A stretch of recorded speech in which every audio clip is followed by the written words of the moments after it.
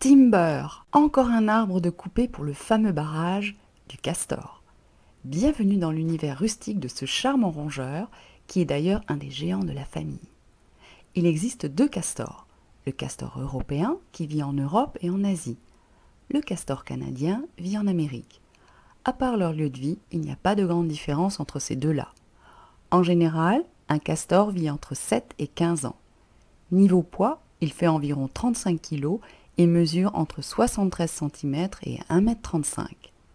Deux fois plus gros que son mini-cousin le ragondin. Sacré bout de rongeur, pas vrai? D'ailleurs, à propos de rongeurs, notre castor a de sacrées dents qu'il utilise pour cisailler et découper le bois. Et pour faire ses constructions, il les utilise très souvent, surtout ses 4 grandes incisives. Elles sont jaunes car bourrées de fer et font office de scie pour tronçonner efficacement les arbres. Pour un petit arbre, il ne met qu'une demi-heure à le découper en le taillant de tous les côtés comme on taillerait la mine d'un crayon. Il est semi-aquatique et peut rester 15 minutes en apnée. Il ne s'éloigne jamais plus de 30 mètres de la berge. Les couples de castors sont fidèles toute leur vie. Les adorables petits castors naissent avec une fourrure complète et les yeux déjà ouverts.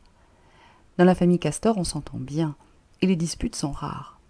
D'ailleurs, au début, les adultes se relayent pour donner à manger aux petits. À 3 ans, par contre, les petits sont chassés du cocon familial. Ils s'en vont avec beaucoup de difficultés. Allez, oust, va faire ta propre expérience de la vie. Le castor peut vivre dans des endroits très chauds ou très froids. Pour le froid, sa fourrure et ses réserves de graisse le protègent.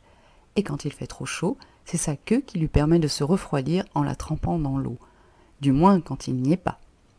Sur terre ferme, notre castor est un peu pâteau et trouve ses aises dans l'eau où il est tout à son avantage et peut aller à 7 km/h grâce à ses super pattes palmées, très efficaces pour nager.